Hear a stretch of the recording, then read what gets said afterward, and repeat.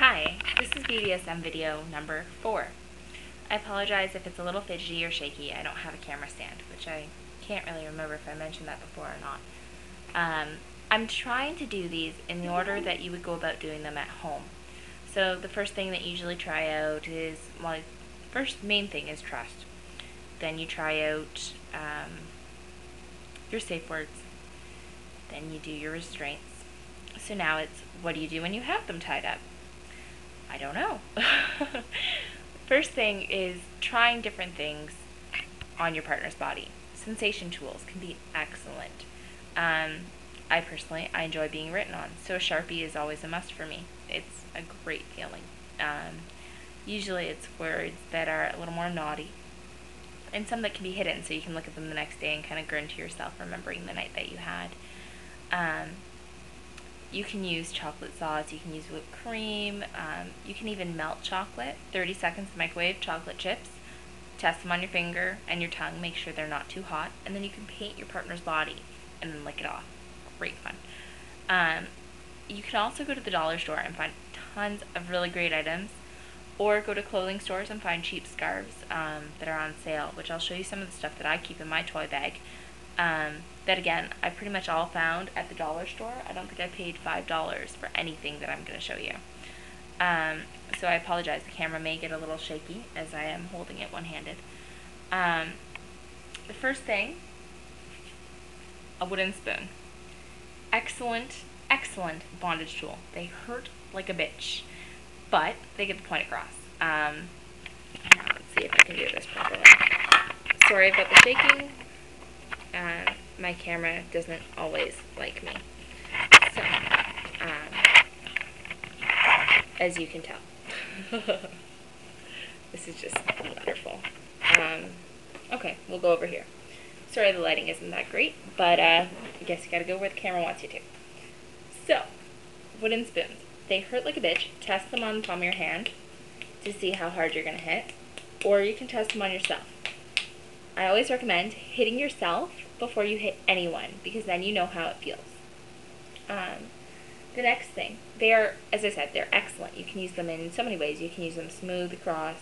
Make sure there's no splinters or anything sticking out. You don't want to do that to your partner. I don't have a nice blindfold. It's horrible, it really is. So I use this. It's just a cheap scarf I got at a store. Works pretty well because I can't see a bloomin' thing now. But you can also use it for restraints. It's multi-purpose, and it's long, so you can blindfold and restrain at the same time. A leash, again, dollar store. Little clasp handle, short, and it's great. Keep you on a short leash. And you can also use it as sensation. You can drag the metal across the skin. Excellent. A scrubby. It feels really different, especially, like, it looks so silly. Why are you getting a cheap dollar store scrub brush to use on your partner? Because of the sensation. I always recommend going through the dollar store and think, what would feel interesting? And just go down the aisles and pick up different stuff, test it on the palm of your hand. And it'll give you some insight. Or you can test on the back of your hand to get a different feeling. Next, a little scouring pad. Feels really interesting and not so good on the nipples, but that's just my opinion. And you also have the soft edge, so you can use that as well on your partner, which it gives you softness as well as the scritchies on the side. Rabbit fur scarf that I got really cheap because I hate rabbit fur. But it's really soft to use, and if your partner is male, this one has little holes, so you could put around the shaft and rub, which is great. A little brush, broom, scritchy, but it feels really interesting, and it also, you can whack with it, which is kind of nice. Oh, my handle just fell off, which is, it's great to show the quality of the dollar store when it falls off. But then you could also tweak that, put a condom on it, and sortable. Hey, there you go. The biggest thing is be creative.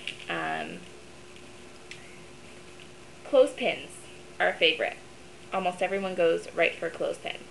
I always say test them on your finger, see how tight they are, because you can get the little black and orange clamps, but always try them on your fingers. See how long you can sustain it, see how tight they are.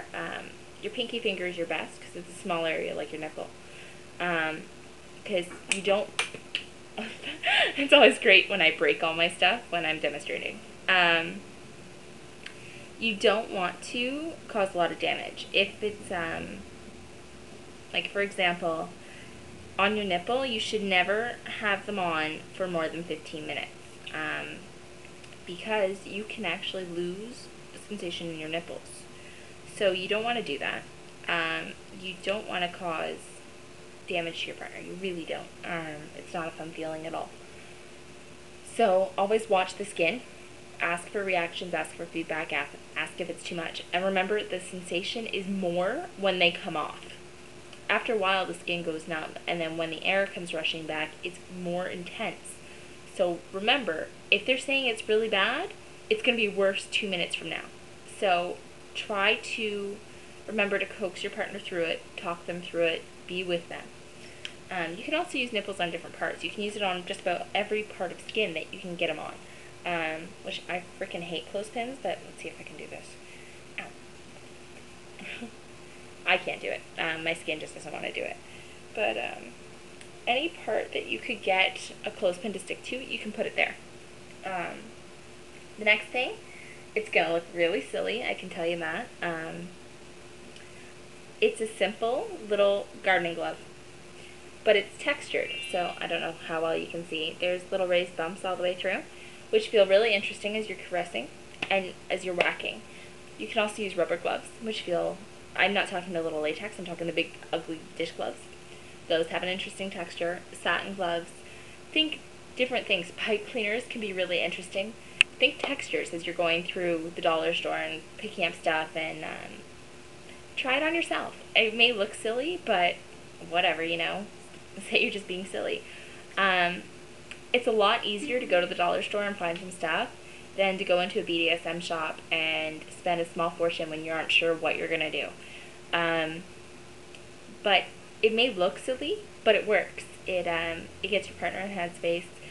And the biggest thing when you're doing sensation is try to keep them blindfolded. Sensory deprivation is really what it's called. You're depriving one of the senses so the other senses are more heightened.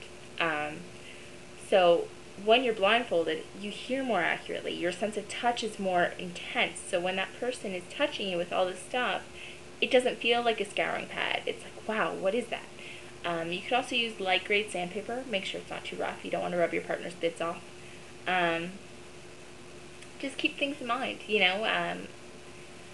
I have a few more things that I want to discuss in my next video, as I'm sure you know, but yeah. Oh, I forgot wax. That was another thing I wanted to mention. Candle wax is great if it's used properly. Your best bet are those plain little white tea lights. Awesome. They burn lowest temperature. Make sure they're 100% paraffin, non-scented, non-colored. Your best form of wax play. Always try to remember to keep it 4 feet above the body. I'd say about 4 feet, maybe 3. But, and then slowly go down. You don't want to burn your partner.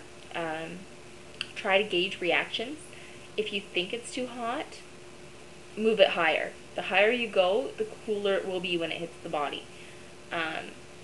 And try in not so sensitive areas first, like around the breast, not on the nipple, on the legs, not the inner thigh, and then proceed inwards or towards whatever area, just so that way you're not going to damage your partner.